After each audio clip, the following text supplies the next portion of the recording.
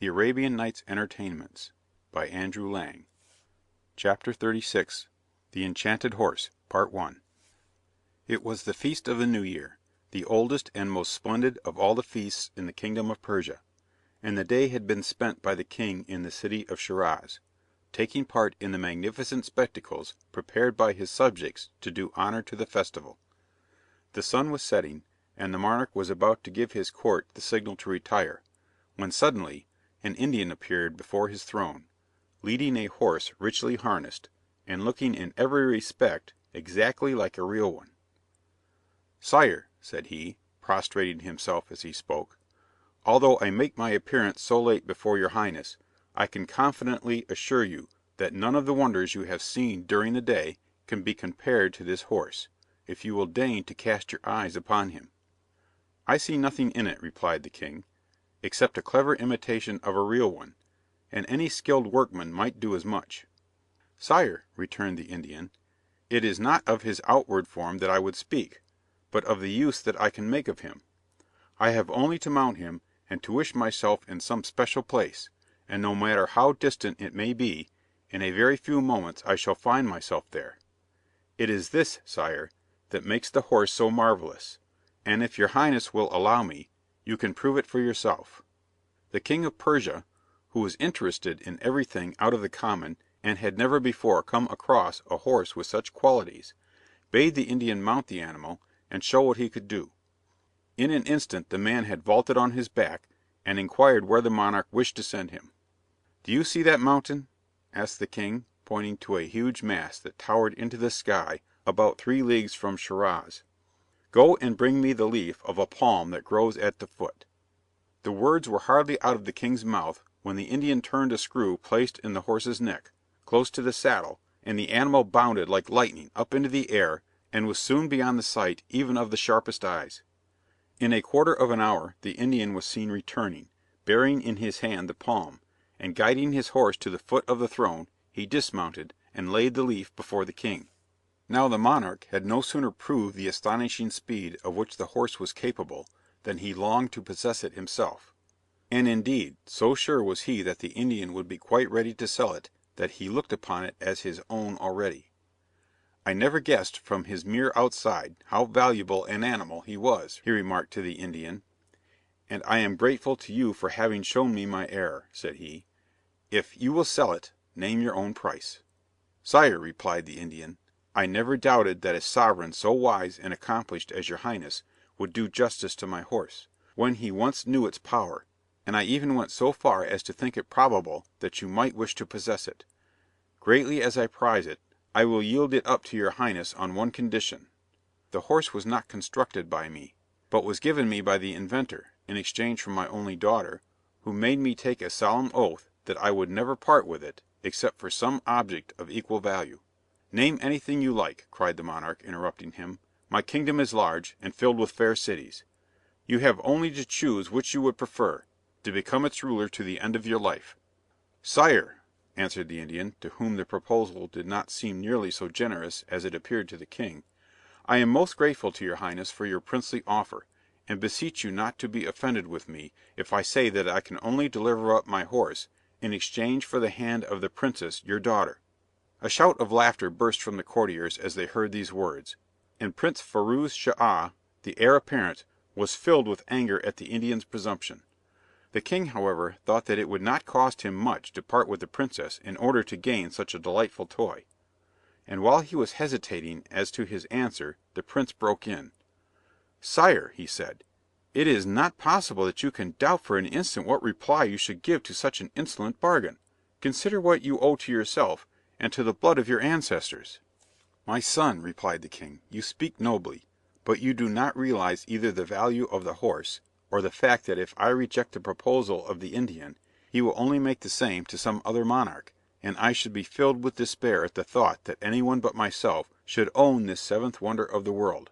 Of course I do not say that I shall accept his conditions, and perhaps he may be brought to reason, but meanwhile I should like you to examine the horse, and with the owner's permission to make trial of its powers." The Indian, who had overheard the king's speech, thought that he saw in it signs of yielding to his proposal, So he joyfully agreed to the monarch's wishes, and came forward to help the prince to mount the horse, and show him how to guide it. But before he had finished, the young man turned the screw, and was soon out of sight. They waited some time, expecting that every moment he might be seen returning in the distance, but at length the Indian grew frightened, and prostrating himself before the throne, he said to the king, "Sire, your highness must have noticed that the prince, in his impatience, did not allow me to tell him what it was necessary to do in order to return to the place from which he started. I implore you not to punish me for what was not my fault, and not to visit on me any misfortune that may occur." "But why?" cried the king in a burst of fear and anger. "Why did you not call him back when you saw him disappearing?" "Sire," replied the Indian, "the rapidity of his movements took me so by surprise that he was out of hearing before I recovered my speech. But we must hope that he will perceive and turn a second screw, which will have the effect of bringing the horse back to earth." "But supposing he does?" answered the king. "What is to hinder the horse from descending straight into the sea, or dashing him to pieces on the rocks?" "Have no fears, your highness," said the Indian. "The horse has the gift of passing over seas, and of carrying his rider wherever he wishes to go." "Well, your head shall answer for it," returned the monarch, "and if in 3 months he is not safe back with me, or at any rate does not send me news of his safety, your life shall pay the penalty." So saying, he ordered his guards to seize the Indian and throw him into prison. Meanwhile, Prince Firouz Schah had gone gaily up into the air, and for the space of an hour continued to ascend higher and higher, till the very mountains were not distinguishable from the plains. Then he began to think it was time to come down, and took for granted that, in order to do this, it was only needful to turn the screw the reverse way; but to his surprise and horror he found that, turn as he might, he did not make the smallest impression. He then remembered that he had never waited to ask how he was to get back to earth again, and understood the danger in which he stood. Luckily he did not lose his head, and set about examining the horse's neck with great care, till at last, to his intense joy, he discovered a tiny little peg, much smaller than the other, close to the right ear. This he turned, and found himself dropping to the earth, though more slowly than he had left it. It was now dark, and as the prince could see nothing, he was obliged, not without some feeling of disquiet, to allow the horse to direct his own course, and midnight was already past before Prince Firouz Schah again touched the ground, faint and weary from his long ride, and from the fact that he had eaten nothing since early morning. The first thing he did on dismounting was to try to find out where he was, and, as far as he could discover in the thick darkness, he found himself on the terraced roof of a huge palace, with a balustrade of marble running round. In one corner of the terrace stood a small door, opening on to a staircase which led down into the palace. Some people might have hesitated before exploring further, but not so the prince. "I am doing no harm," he said, "and whoever the owner may be, he will not touch me when he sees I am unarmed." And in dread of making a false step, he went cautiously down the staircase. On a landing he noticed an open door, beyond which was a faintly lighted hall. Before entering, the prince paused and listened, but he heard nothing except the sound of men snoring.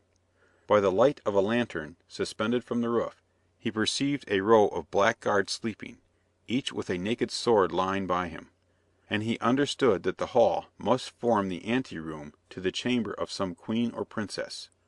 Standing quite still, Prince Firouz Schah looked about him till his eyes grew accustomed to the gloom, and he noticed a bright light shining through a curtain in one corner. He then made his way softly towards it, and drawing aside its folds, passed into a magnificent chamber full of sleeping women, all lying on low couches, except one, who was on a sofa, and this one he knew must be the princess. Gently stealing up to the side of her bed, he looked at her, and saw that she was more beautiful than any woman he had ever beheld. But fascinated though he was well aware of the danger of his position, as one cry of surprise would awake the guards, and cause his certain death. So sinking quietly on his knees, he took hold of the sleeve of the princess and drew her arm lightly towards him. The princess opened her eyes, and seeing before her a handsome well-dressed man, she remained speechless with astonishment. This favourable moment was seized by the prince, who bowing low while he knelt, thus addressed her. You behold, madam, a prince in distress, son to the king of Persia, who, owing to an adventure so strange that you will scarcely believe it, finds himself here, a suppliant for your protection. But yesterday I was in my father's court, engaged in the celebration of our most solemn festival. Today I am in an unknown land, in danger of my life." Now the princess whose mercy Prince Firouz Schah implored was the eldest daughter of the King of Bengal, who was enjoying rest and change in the palace her father had built her, at a little distance from the capital. She listened kindly to what he had to say, and then answered, "Prince, be not uneasy. Hospitality and humanity are practised as widely in Bengal as they are in Persia. The protection you ask will be given you by all. You have my word for it." And as the prince was about to thank her for her goodness, she added quickly, "However great may be my curiosity to learn by what means you have travelled here so speedily, I know that you must be faint for want of food, so I shall give orders to my women to take you to one of my chambers, where you will be provided with supper, and left to repose." By this time the princess's attendants were all awake, and listening to the conversation. At a sign from their mistress they rose, dressed themselves hastily, and snatching up some of the tapers which lighted the room, conducted the prince to a large and lofty room, where two of the number prepared his bed, and the rest went down to the kitchen, from which they soon returned with all sorts of dishes. Then showing him cupboards filled with dresses and linen, they quitted the room. During their absence the Princess of Bengal, who had been greatly struck by the beauty of the prince, tried in vain to go to sleep again. It was of no use. She felt broad awake, and when her women entered the room, she inquired eagerly if the prince had all he wanted, and what they thought of him. "Madam," they replied, "it is of course impossible for us to tell what impression this young man has made on you. For ourselves, we think you would be fortunate if the king your father should allow you to marry anyone so amiable. Certainly there is no one in the court of Bengal who can be compared with him." These flattering observations were by no means displeasing to the princess, but as she did not wish to betray her own feelings, she merely said, "You are all a set of chatterboxes. Go back to bed, and let me sleep." When she dressed the following morning, her maids noticed that, contrary to her usual habit, the princess was very particular about her toilette, and insisted on her hair being dressed 2 or 3 times over. "For," she said to herself, "if my appearance was not displeasing to the prince when he saw me in the condition I was, how much more will he be struck with me when he beholds me with all my charms."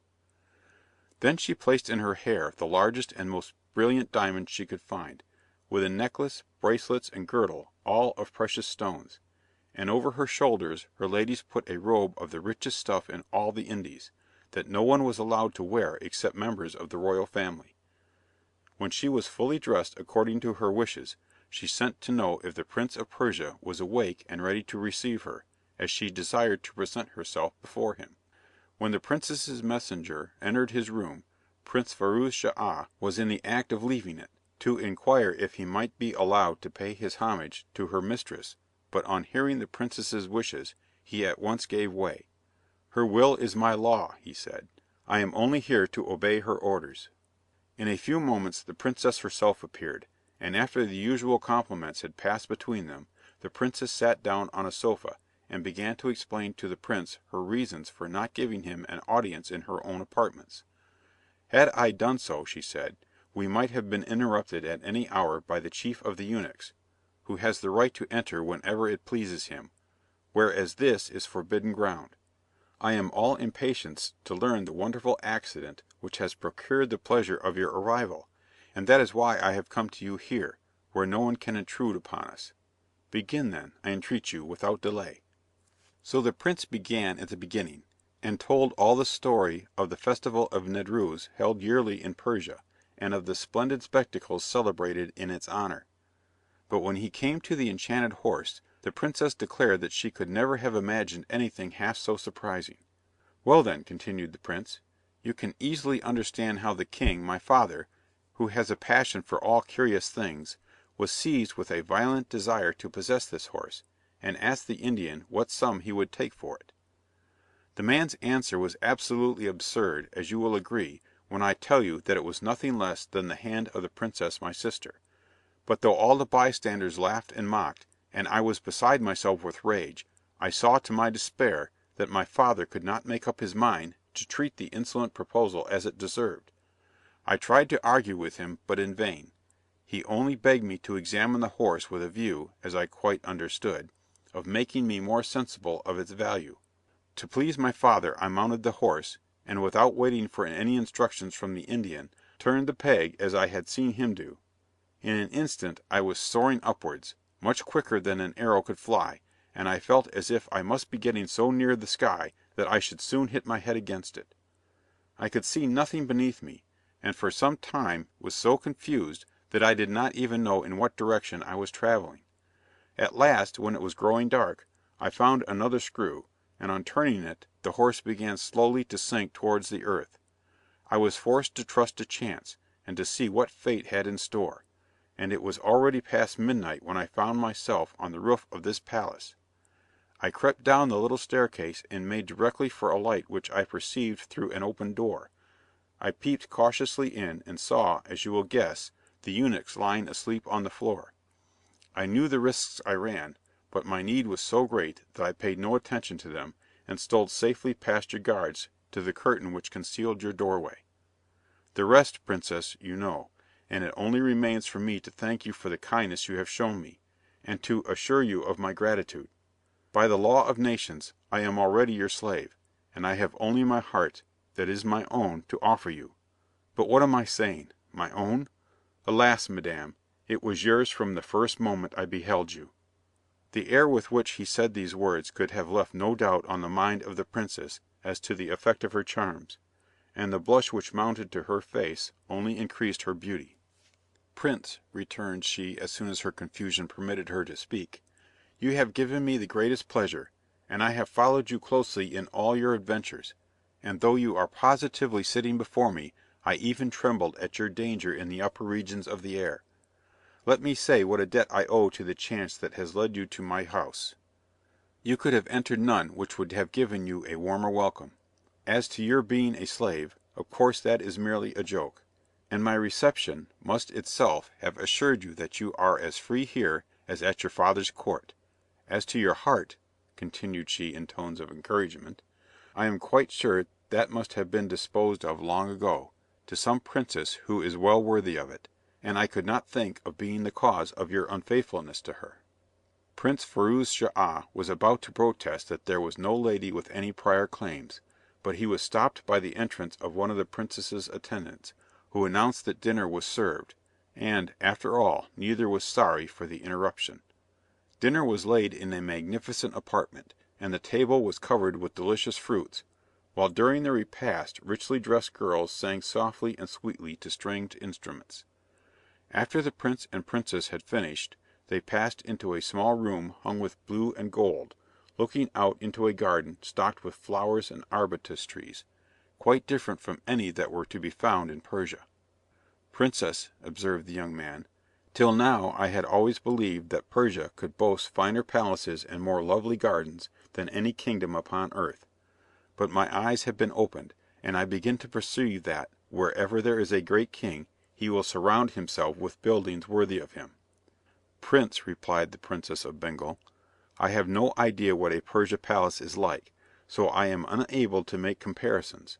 I do not wish to depreciate my own palace, but I can assure you that it is very poor beside that of the king my father, as you will agree when you have been there to greet him, as I hope you will shortly do."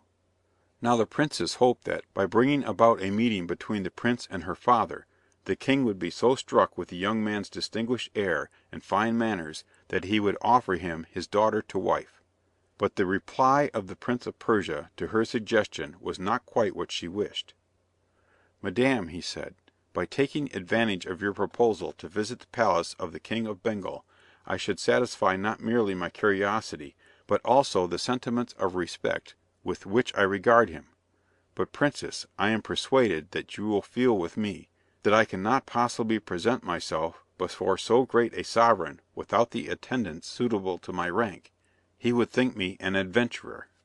"If that is all," she answered, "you can get as many attendants here as you please. There are plenty of Persian merchants." And as for money, my treasury is always open to you. Take what you please." Prince Firouz Schah guessed what prompted so much kindness on the part of the princess, and was much touched by it. Still his passion, which increased every moment, did not make him forget his duty, so he replied without hesitation, "I do not know, princess, how to express my gratitude for your obliging offer, which I would accept at once if it were not for the recollection of all the uneasiness the king my father must be suffering on my account. I should be unworthy indeed of all the love he showers upon me, if I did not return to him at the first possible moment. For while I am enjoying the society of the most amiable of all princesses, he is, I am quite convinced, plunged in the deepest grief, having lost all hope of seeing me again. I am sure you will understand my position, and will feel that to remain away one instant longer than necessary would not only be ungrateful on my part, but perhaps even a crime, for how do I know if my absence may not break his heart? But," continued the prince, "having obeyed the voice of my conscience, I shall count the moments when, with your gracious permission, I may present myself before the King of Bengal, not as a wanderer, but as a prince, to implore the favour of your hand. My father has always informed me that in my marriage I shall be left quite free, but I am persuaded that I have only to describe your generosity, for my wishes to become his own." The Princess of Bengal was too reasonable not to accept the explanation offered by Prince Firouz Schah, but she was much disturbed at his intention of departing at once, for she feared that, no sooner had he left her, than the impression she had made on him would fade away. So she made one more effort to keep him, and after assuring him that she entirely approved of his anxiety to see his father, begged him to give her a day or two more of his company. Chapter 37.